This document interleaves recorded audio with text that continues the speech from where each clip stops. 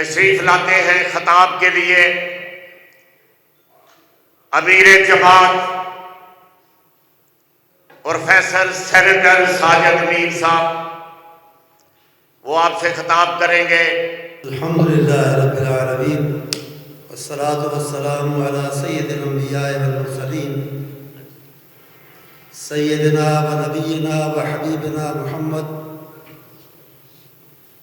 وعلى آلہ و صحبہ اجمعین، اما بعد فاعوذ باللہ من الشیطان الرجیم۔ قل یا ایہا الناس انی رسول اللہ الیکم جمیعا۔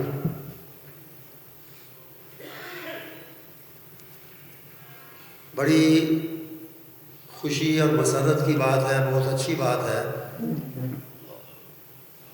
کہ مرکزی جمعیت اہل حدیث لاہور شہر میں ایک انتہائی اہم موضوع پر آج کی اس مجلس کا اہتمام کیا ہے۔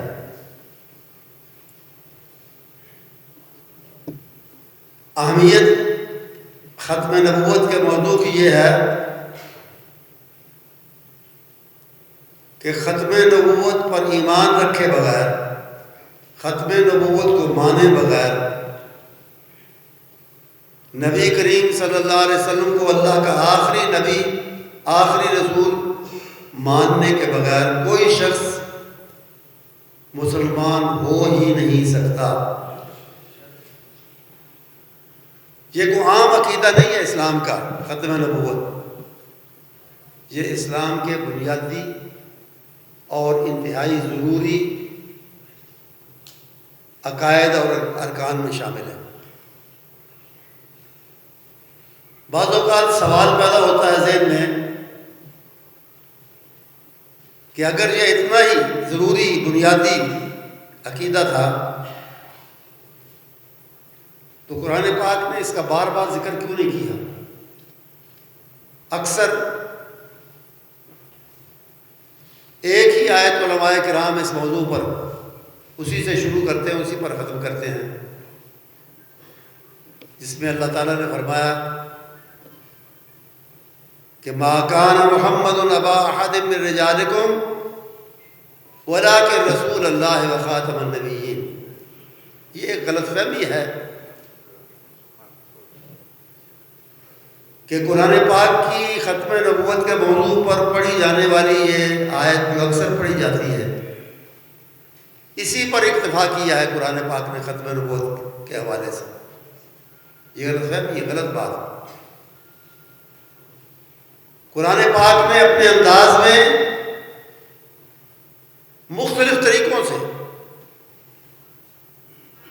ختم نبوت کی اہمیت اور ختم نبوت کے عقیدے کی بنیادی حیثیت کو بیان کر دیا ہے۔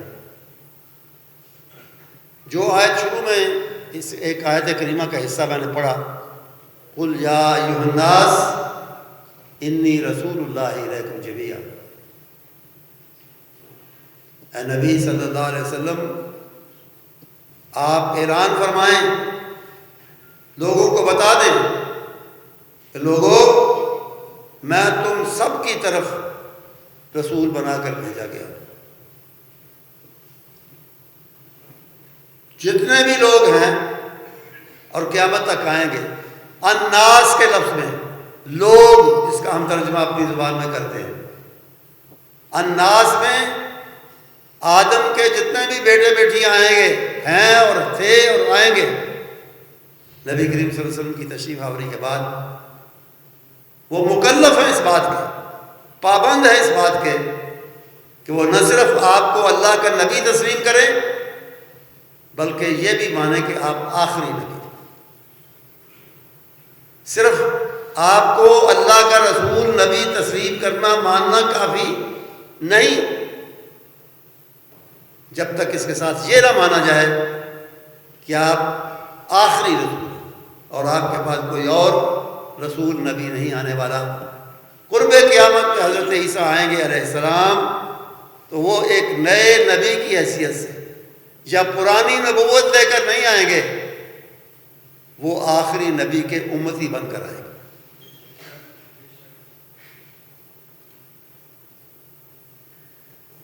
اس کے علاوہ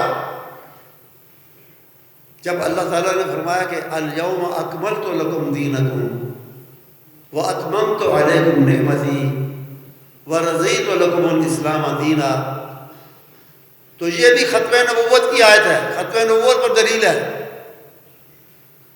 کہ دین مکمل ہو گیا۔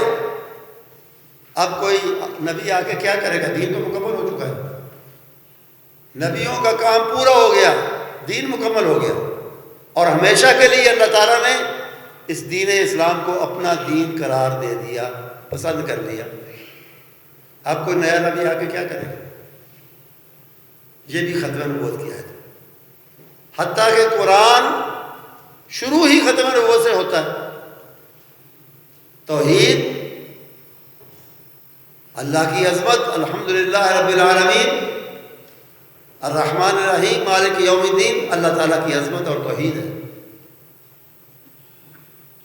سورہ فاتحہ کے بعد پہلی سورت قرآن پاک کی سورہ بقرہ ہے، اس کے شروع میں فرما دیا متقین کون ہیں؟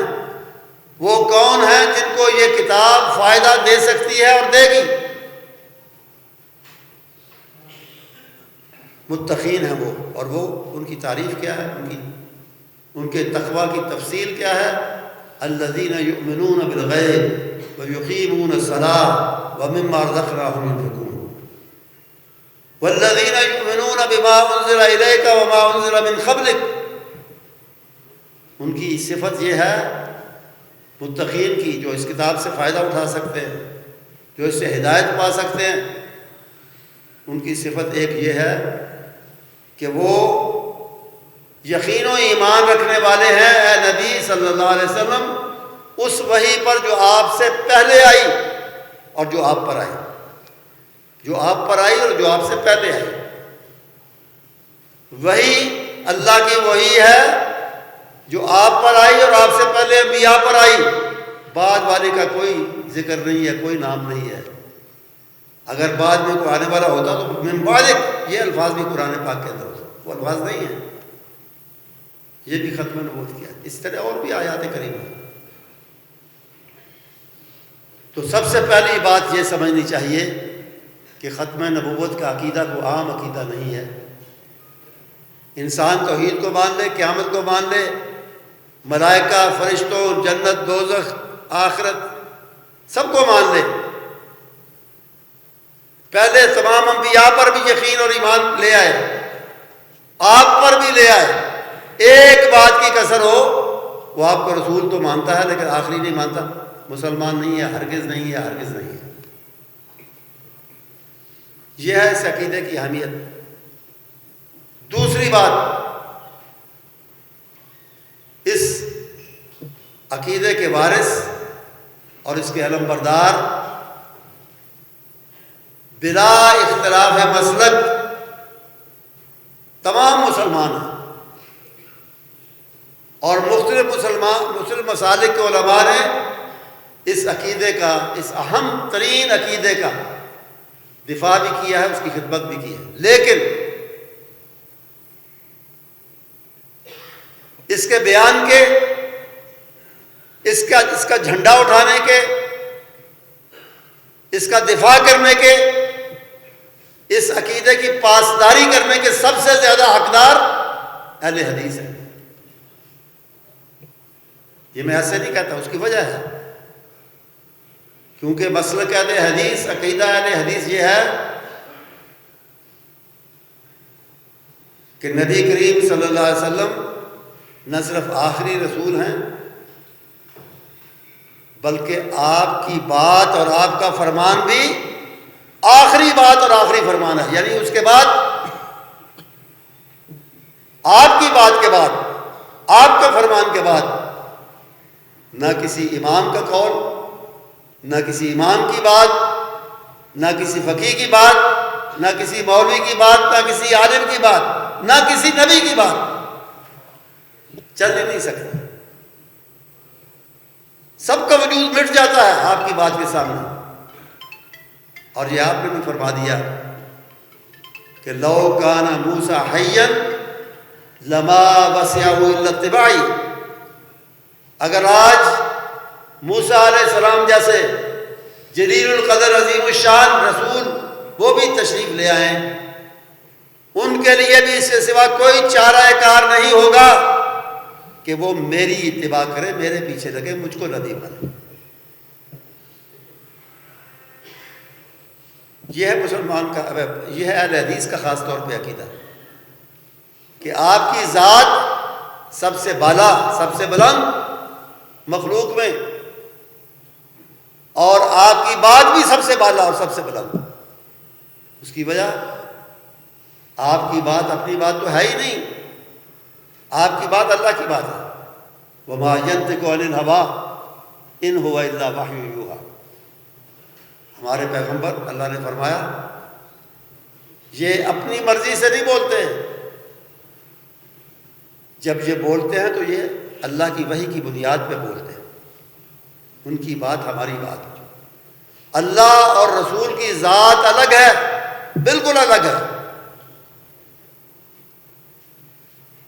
ان میں تو ہمارا محاورہ ہے نا کہ فلاں چیزوں میں جی زمین و آسمان کا اتنا فرق ہے جتنا زمین اور آسمان کا فرق، یہاں یہ محاورہ بھی کام نہیں دیتا۔ اللہ اور رسول کی ذات میں اتنا فرق ہے۔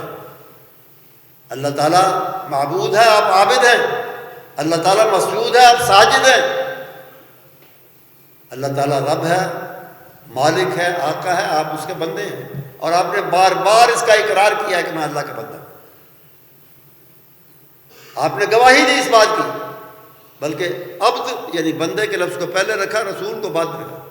اشہد انی عبد اللہ و رسول، میں گواہی دیتا ہوں کہ میں اللہ کا بندہ ہوں پہلے، اس کے بعد اس کا رسول۔ ذات میں بڑا فرق ہے لیکن بات ایک ہی ہے، اسی لیے تو کہا کہ من یطع الرسول فقد اطاع اللہ۔ اور مخلوق میں اب آپ کے آنے کے بعد کوئی شخصیت ایسی نہیں جس کی ساری باتیں حق ہوں، درست ہوں، سچ ہوں، واجب ہوں اتباع کے لیے، واجب ہوں اطاعت کے لیے۔ صرف آپ ایک ہستی ہیں کہ آپ کی ہر بات سچی بھی ہے، حق بھی ہے، درست بھی ہے، واجب الاتباع بھی ہے، واجب اطاعت بھی ہے۔ اسی لیے امام اہل مدینہ حضرت امام مالک رحمۃ اللہ علیہ مسجد نبوی میں قبر رسول صلی اللہ علیہ وسلم کے پاس بیٹھ کے درس حدیث دیتے ہوئے بار بار فرمایا کرتے تھے، شاگردوں کو توجہ دلاتے تھے کہ ما من احد الا وماخوذ من کلامہ ومردود علیہ الا صاحب هذا القبر۔ دنیا میں کوئی اور ہستی ایسی نہیں کہ اس کی ساری باتیں قابل قبول ہوں، قابل اتباع ہوں، اطاعت کے لائق ہوں، مگر یہ ہستی جو یہاں تشریف فرما ہے، یہاں لیٹے ہیں، یہ وہ ہستی ہے جس کی ہر بات درست ہے اور قابل اتباع۔ اور اسی لیے آپ سنتے ہیں علماء سے کہ نبی کریم صلی اللہ علیہ وسلم کے ایک صحابی جو خود بھی صحابی ہیں اور صحابی کے بیٹے بھی ہیں، جلیل القدر صحابی ہیں اور جلیل القدر صحابی کے بیٹے، حضرت عبداللہ بن عمرو بن عاص رضی اللہ تعالیٰ عنہ۔ ان کی عادت مبارکہ یہ تھی کہ نبی کریم صلی اللہ علیہ وسلم کی مجلس میں بیٹھے ہوئے جو سنتے تھے وہ لکھتے تھے، نوٹ کرتے تھے آپ کی حدیثیں۔ بعض دوستوں نے منع کیا کیونکہ ان کا عقیدہ یہ تھا کہ آپ رسول اور نبی تو ہیں، عظیم الشان ہیں، لیکن بشر ہیں، قرآن نے یہی عقیدہ بتایا۔ تو اس کے مطابق انہوں نے کہا کہ بشر ہونے کے حوالے سے بعض اوقات آپ غصے میں بھی ہو سکتے ہیں، خوش بھی ہو سکتے ہیں، ناراض بھی ہو سکتے ہیں کسی بات پر، مختلف کیفیتیں، مختلف موڈ ہوتے ہیں انسان کے۔ اس لیے عبداللہ تم آپ کی ہر بات نہ لکھا کرو، بعض باتیں نہیں لکھنے والی ہوتی۔ پتہ نہیں کس موڈ میں آپ نے فرمائی۔ تو عبداللہ سیدھے پہنچے رسول اللہ صلی اللہ علیہ وسلم کے پاس، جی میرے دوست یہ کہتے ہیں آپ کا حکم کیا ہے، آپ کا مشورہ کیا ہے؟ آپ نے جواب کیا دیا؟ آپ نے جواب ارشاد فرمانے سے پہلے اپنے مبارک پوتر پاکیزہ مقدس منہ کی طرف زبان کی طرف اشارہ کیا. فرمایا اکتب یا عبداللہ، اکتب عبداللہ، تم لکھتے رہو، دوستوں کی بات کی پرواہ نہ کرو. فواللہ لا یخرج منہ الا الحق، یہاں سے جو بات نکلتی ہے وہ سچی ہوتی ہے. تو یہ ہے آپ کی ذات، تو آپ کی ہے ہی ہے جو ہے. اللہ تعالیٰ نے اس سے اونچی، اس سے بہتر، اس سے برتر، اس سے پیاری اور اس سے محبوب ذات کوئی بنائی ہی نہیں ہے. پوری تاریخ انسانیت میں ذات تو ہے اپنی جگہ، لیکن بات بھی آپ کی سب سے بالا، سب سے بلند ہے. اور اسی لیے قرآن نے کہا کہ لا تقدموا یا ایھا الذین آمنوا لا تقدموا بین یدی اللہ ورسولہ لا ترفعوا اصواتکم فوق صوت النبی. اللہ کے نبی کی آواز سے اپنی آواز کو، یعنی آپ کی بات سے اپنی آواز کو نیچے رکھو، اس کے ماتحت رکھو، اسے اوپر لے جانے کی کوشش نہ کرو. کوئی بھی ہو، جیسا میں نے کہا، کوئی امام ہو، مولوی ہو، فقیہ ہو، محدث ہو، اس کی بات نیچے، اللہ کے رسول کی بات اوپر. یہ چونکہ اہل حدیث کا عقیدہ ہے، مسلک ہے، اس لیے ختم نبوت کی پاسداری کے، عقیدہ ختم نبوت کے دفاع کے اور عقیدہ ختم نبوت کی علم برداری کے سب سے زیادہ حقدار اہل حدیث ہیں. اللہ کا شکر ہے کہ ہماری مرکزی جماعت بھی، ضلعی شہری ذیلی جماعتیں بھی، ذیلی تنظیمیں بھی، وہ اپنے اس فرض سے آگاہ ہیں. اور اسی لیے بار بار آپ دیکھتے ہیں، وقتاً فوقتاً آپ دیکھتے ہیں، مختلف شہروں میں مختلف مقامات پر ختم نبوت کے عنوان سے سیمینار بھی ہوتے ہیں، جلسے بھی ہوتے ہیں، ریلیاں بھی ہوتے ہیں، مظاہرے بھی ہوتے ہیں. اور انشاءاللہ جب تک مرکزی جمعیت اہل حدیث انشاءاللہ باقی ہے، اور جب تک اہل حدیث کے افراد ایک ایک فرد باقی ہے، ایک فرد بھی باقی ہے، اللہ کے فضل و کرم سے انشاءاللہ العزیز ہم عقیدہ ختم نبوت کی علم برداری بھی کرتے رہیں گے، اس کا دفاع بھی کرتے رہیں گے انشاءاللہ. تیسری بات جو میں کرنا چاہتا ہوں، یہ عقیدہ ختم نبوت کا اہم تو ہے، لیکن قیمتی بھی بڑا ہے، قیمتی بھی بڑا ہے. اور اس کے قیمتی ہونے کی وجہ سے بڑے بڑے لوگوں نے اپنا پاک خون اس عقیدے کے دفاع کے لیے دیا ہے. صحابہ نے، جلیل القدر صحابہ نے، رسول اکرم صلی اللہ علیہ وسلم کے آخری دور میں اور آپ کے بعد جھوٹے مدعی نبوت کھڑے ہونے، پیدا ہونے، شروع ہونے دیکھا. اتنی عزت، اتنا مقام، دنیاوی حکمرانی بھی، دینی عقیدت بھی، یہ سب کچھ محمد کو مل گئی صلی اللہ علیہ وسلم. تو ہم بھی کیوں نہ دعویٰ کریں نبوت کا، ہمیں بھی ایسی عزت ملے، ہمیں بھی ایسا مقام ملے. ان میں کئی نام تھے، ایک عورت بھی تھی، کچھ مرد تھے، اور ان میں ایک نام مسلمہ کا تھا، جس کے نام کے ساتھ کذاب کا لفظ جوڑ دیا ہے تاریخ نے. مسلمہ کذاب، جھوٹا، جھوٹا، انتہائی جھوٹا مسلمہ. تو اس نے رسول اکرم صلی اللہ علیہ وسلم سے عرض کیا، کہا، اس نے خط بھیجا، کاسب بھیجا کہ یہ مجھے بھی نبوت میں شریک کر لیں. میں بھی نبی، آپ بھی نبی، میں آپ کو مان لیتا ہوں، آپ مجھے مان لیں. تو آپ کے پاس اتفاق سے ایک ایسے بیکار سی، بے قیمت سی چھڑی پڑی ہوئی تھی، لکڑی کا ٹکڑا کو پڑا ہوا. آپ نے کہا مجھ سے نبوت مانگتا ہے، مجھ سے عرب کی سربراہی مانگتا ہے نبوت کے حوالے سے. میں اسے یہ چھڑی بھی دینے کے لیے تیار نہیں ہوں جس کی قیمت ہی کوئی نہیں. میں تو وہ بھی نہیں دینے کے لیے تیار۔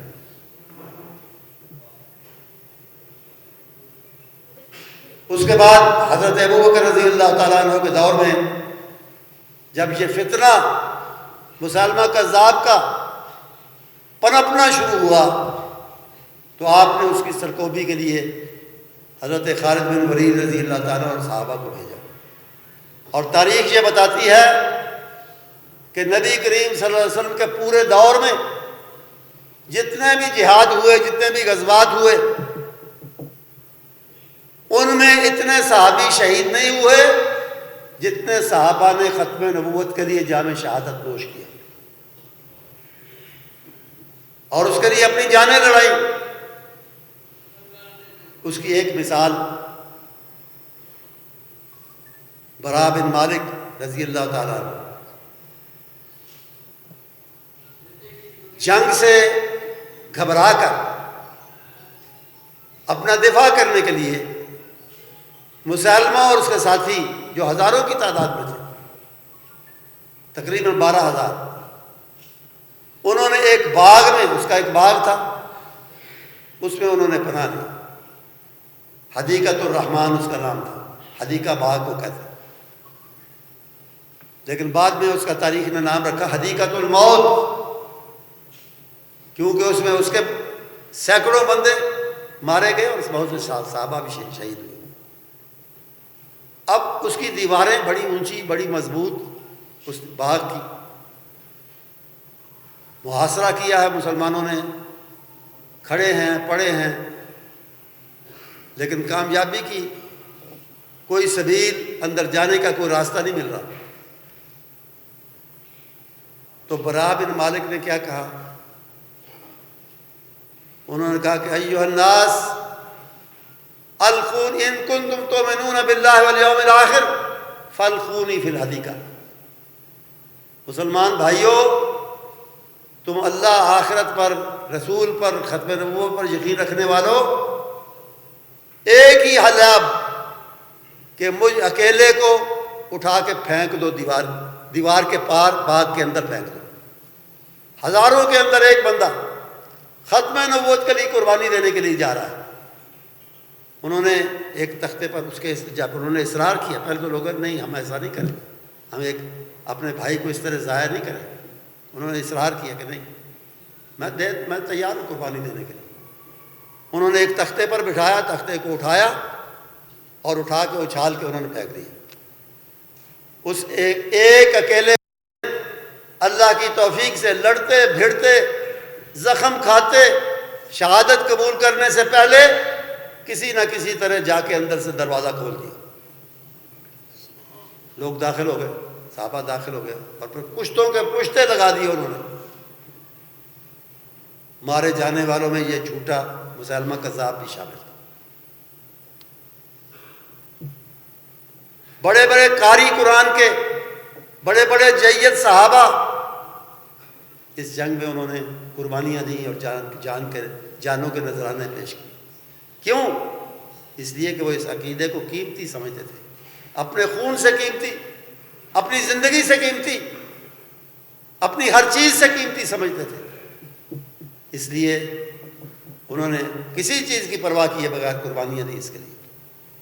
یہ ہمارے لیے ایک رہنمائی ہے، ایک اسوہ ہے، ایک طریقہ ہے جو چھوڑ گئے ہمارے لیے۔ ہمیں بھی عقیدہ ختم نبوت کے دفاع کے لیے، اس کی پاسداری کے لیے اسی طرح جان لڑانی ہے، اسی طرح قربانیاں دینی ہیں جس طرح ان پاک باز صحابہ نے دی ہیں۔ آمادہ ہیں، تیار ہیں اس کے لیے؟ انشاءاللہ العزیز میں آپ کو جماعت کی قیادت کی طرف سے، اپنے ساتھیوں کی طرف سے یہ یقین دلاتا ہوں کہ ختم نبوت کے دفاع اور پاسداری کے لیے جو ممکن ہے مرکزی جمعیت اہل حدیث انشاءاللہ کرتی رہے گی، اور اس کے لیے ہر قربانی کے لیے ہم تیار ہیں۔ وآخر دعوانا الحمدللہ۔